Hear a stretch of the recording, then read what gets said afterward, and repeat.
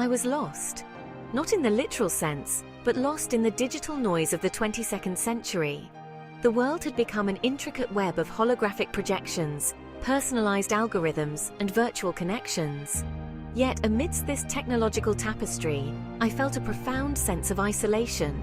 One rainy afternoon, while exploring her attic, Ava stumbled upon a weathered oak chest tucked away in a forgotten corner. Curiosity bubbled within her as she pried open the ancient lock. Inside, nestled amongst yellowed lace and faded photographs, lay a leather-bound book. Its pages, brittle with age, whispered tales of a forgotten time. The book, titled The Gratitude Chronicles, seemed to pulsate with an unseen energy. As I delicately turned its pages, I was captivated by its elegant calligraphy and profound message gratitude as a path to genuine happiness. The words resonated deep within my soul, awakening a long-dormant yearning for authenticity. The world outside continued its frenetic pace, oblivious to Ava's profound discovery. But in that dusty attic, a spark of hope had been ignited. Ava held the key to unlocking a world yearning for genuine connection, a world hungry for the simple yet profound power of gratitude. The Gratitude Chronicles spoke of a time when human interaction wasn't mediated through screens. It described a world where people shared meals, stories, and laughter without the need for virtual reality simulations. The book detailed the practice of gratitude, not as a fleeting emotion, but as a conscious choice to appreciate the present moment. Each page unveiled the transformative power of gratitude. It spoke of its ability to heal wounds, mend broken spirits, and foster deep connections.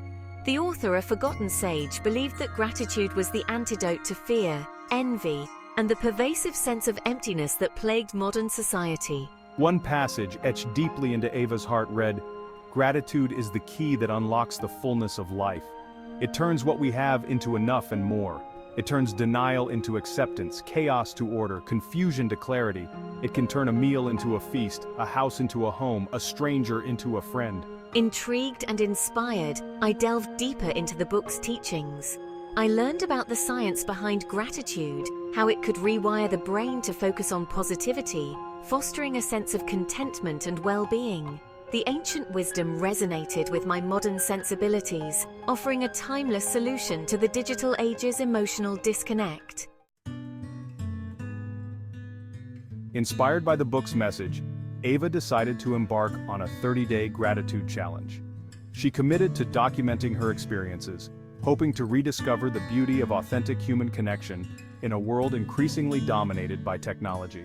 Each morning, I would wake up and write down 3 things I was grateful for. Some days, it was the warmth of the sun on my skin, or the aroma of freshly brewed coffee. Other days, it was the comforting presence of my aging dog, or a heartfelt conversation with a neighbor. As days turned into weeks, Ava noticed a subtle shift within herself. Her perspective began to change. She started noticing the small acts of kindness that often went unnoticed. A stranger holding the door open, a friend lending a listening ear, the vibrant colors of a sunset. The Gratitude Challenge wasn't about ignoring the difficulties of life. It was about finding glimmers of hope and appreciation amidst the challenges. It was about shifting my focus from what was lacking to what I already possessed. A heart full of love, a mind capable of wonder, and the strength to make a difference. Encouraged by her own transformation, Ava decided to share her gratitude journey online. She created a simple blog, 30 Days of Gratitude, where she chronicled her experiences, thoughts, and insights. She wrote with raw honesty and vulnerability, her words resonating with others who felt similarly lost in the digital age.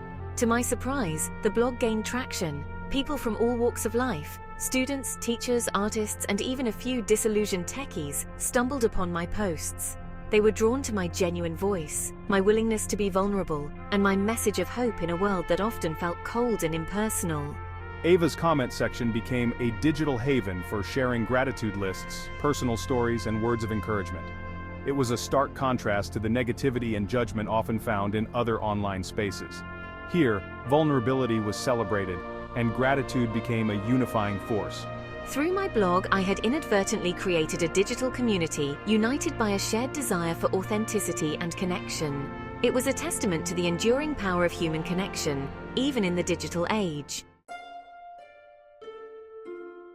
As Ava's online community grew, She began to receive messages from people whose lives had been touched by her words. Among them was me, Ethan, a brilliant but cynical programmer disillusioned with the tech industry's relentless pursuit of profit over human connection.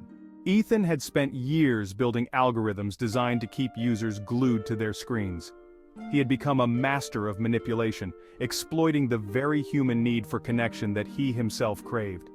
Yet deep down, he felt empty and unfulfilled. Another message came from me, Maya, a weary single mother struggling to make ends meet while raising 2 young children in a society obsessed with individual success. I felt invisible, my tireless efforts often going unnoticed and unappreciated. I longed for a sense of belonging, a community that understood my struggles and celebrated my strength. Ava's blog became a lifeline for Ethan, Maya, and countless others who resonated with her message of gratitude. They found solace in sharing their stories, knowing they were not alone in their struggles. The comment section transformed into a virtual support group, offering encouragement, advice, and a sense of belonging. Section 6. The Power of Human Connection. Inspired by the connections forming online, I decided to take my gratitude challenge offline. I organize meetups in parks, coffee shops, and community centers, inviting my followers to connect in person and share their own experiences with gratitude. At first, it was awkward. People accustomed to interacting through screens fumbled with face-to-face conversations. But as they shared their stories, their vulnerabilities, and their gratitude lists, the awkwardness melted away, replaced by a sense of shared humanity. Ethan, initially hesitant to attend the meetups, found himself drawn to the group's genuine warmth and acceptance. He began to see the human faces behind the algorithms he had spent years manipulating. He realized that true connection couldn't be coded or programmed. It had to be nurtured through empathy, vulnerability, and shared experiences. Maya, too, found solace in the in-person gatherings.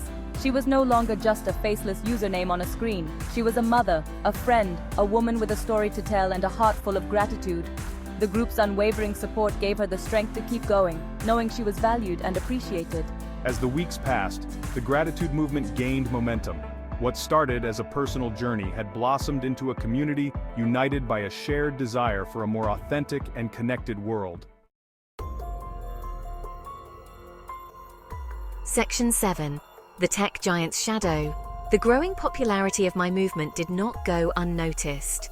Omnicorp, a tech giant known for its invasive data collection and addictive virtual reality experiences, saw the movement as a threat to its bottom line. Omnicorp thrived on keeping users plugged into their devices, their attention monetized through targeted advertising and personalized content. Ava's message of disconnecting from technology and reconnecting with the physical world challenged the very foundation of their business model. Fearing the potential impact on their profits, Omnicorp launched a subtle yet effective smear campaign. They used their vast resources to discredit Ava, portraying her as a naive idealist peddling outdated notions of human connection. They infiltrated online forums, spreading doubt and misinformation about the gratitude movement. Omnicorp's tactics began to take their toll. Some of Ava's followers, swayed by the corporation's propaganda and enticed by the allure of instant gratification offered by their products, started to drift away. The online community, once a beacon of positivity, became a battleground for differing ideologies. Disheartened by the negativity and resistance, I began to question my own mission. Was I naive to think I could make a difference in a world so deeply entrenched in technology? Was it even possible to reclaim authenticity in an age where human connection had become a commodity to be bought and sold? Section 8. A Tapestry of Gratitude. Despite the challenges, I refused to give up. I realized that the fight for authenticity wasn't just about disconnecting from technology.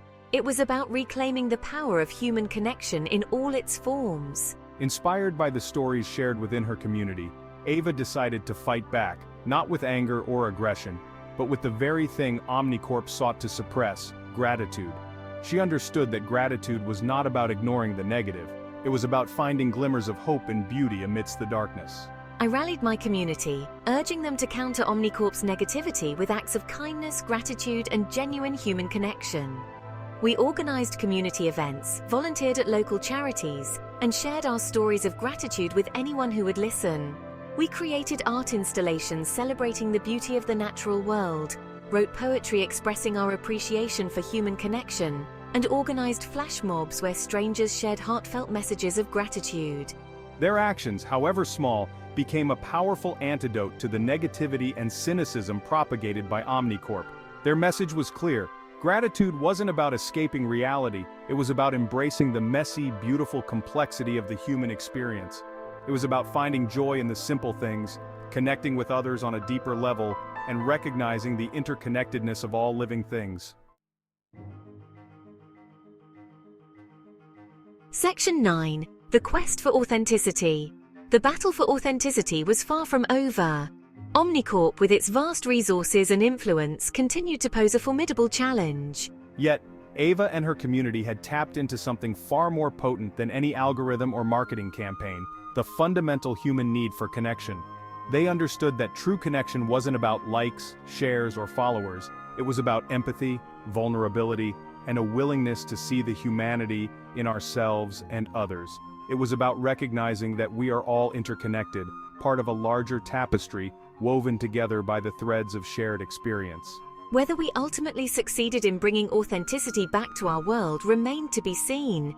But one thing was certain: we had planted seeds of hope, seeds that had the potential to blossom into a more compassionate, connected, and grateful world.